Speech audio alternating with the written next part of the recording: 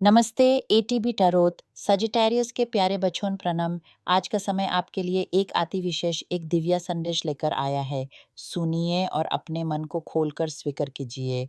आपके चरों और एक सुरक्षा कवच बना हुआ है। ये सुरक्षा, यह रक्षा आपकी आस्था, आपके विश्वास और ईश्वर में आपकी अतल श्रद्धा का ही तो फल है। भगवान कभी आपको अकेला नहीं छोड़ते। वह सदा आपके साथ है, आपकी हर संसोन में, हर कदम पर। आपका ये विश्वास, ये भक्ति भाव ही आपको एक अनमोल उपहार पाने की ओर ले जा रहा है।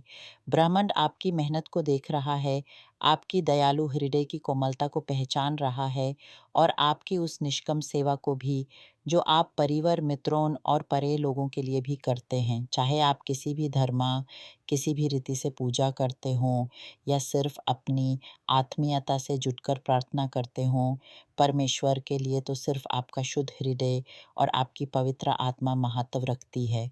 आपकी ये आत्मीय संबंध, ये आस्था अब आपके जीवन में एक ऐसी प्रगति के रूप में प्रत्यक्ष होगी जो आपको विस्मित कर देगी। आप जो भी प्रार्थना कर रहे हैं, जो भी अपने मन में धराए हुए हैं, प्रेम हो, धन हो, स्वास्थ्य हो या सुखद सम्मान, वह आपके द्वार पर दस्तक देने ही वाला है। ये ब्रह्मांड का आपके प्रति कृतज्ञता का भाव है, आपकी श्रद्धा का प्रतिफल है। मैं आगे देखती हूँ तो मुझे धन की वर्ष दिखाई देती है। हाँ, धन की वर्ष। एक ऐसा धन जो अचानक किसी अविश्वसनीय गति में आपके जीवन में प्रवेश करेगा। आप स्तंभित रह जाएंगे, आपकी आंखें विश्वास नहीं करेंगी। पर है ये सच, आपके ताप, आपकी श्रद्धा का ये स्वरूप है। और हान कई आप में से जो अकेले हैं, जो पिछले संबंधों से गुजर चुके हैं, जो तन्हाई महसूस कर रहे हैं, उनके लिए भी एक अति सुंदर सुप्रसन्ना है। आपको अपनी सहज आत्मा संगिनी मिलने वाली है। किसी पिछले संबंध ने आपको दर्द दिया हो या समय ने आपको एकांत में छोड़ दिया हो, पर अब समय बदल रहा है।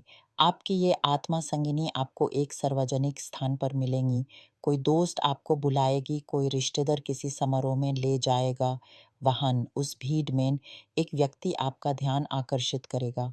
क्या वो उनका मधुर व्यवहार होगा या उनकी विनयपूर्ण शालीनता या उनका विशिष्ट आकर्षण, वो सबसे अलग, सबसे निराला दिखाई देंगे। आपका मन आपसे कहेगा, जाइए, उनसे मिलिए। और जब आप उनसे बात करेंगे, उस पल, उस क्षण आपको अनुभव होगा कि यही है। आपको अपनी आत्मा का उस परी आत्मा से मिलन महसूस होगा। ये एक ऐसा जादुई एहसास होगा, जैसे दो प्रकृतियों का संगम हो, दो तारों का एक दूसरे के आसपास घूमना हो। ये प्रेम नहीं, ये तो एक आत्मीय परिचय है, जो जन्मों के बंधन से भी अधिक प्रबल होता है। इस दृष्टि को पाने के लिए अपने मन को तैयार कीजिए। प्रत्येक काल उठकर संकल्प कीजिए, मैं समर्थ हूँ, मैं इस लायक हूँ, मैं स्वीकार करता हूँ, मैं आभार व्यक्त करता हूँ।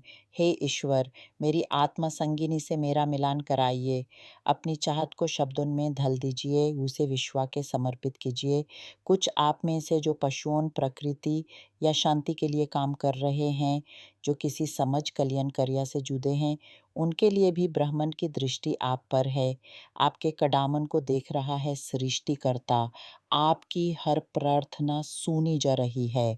आपने जो प्रेम, करुणा और दया का मार्ग चुना है, जो दूसरों की सहायता आपका स्वभाव है, वही मार्ग अब आपको संपन्नता की ओर ले जा रहा है।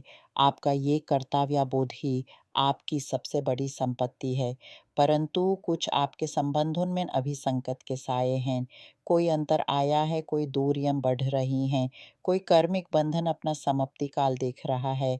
दोनों पक्ष समझ रहे हैं कि एक दूसरे का साथ अब पुराना हो चुका है और एक नए आरंभ के लिए ये विच्छेद आवश्यक है। ये कठिन है, पर क्रम है।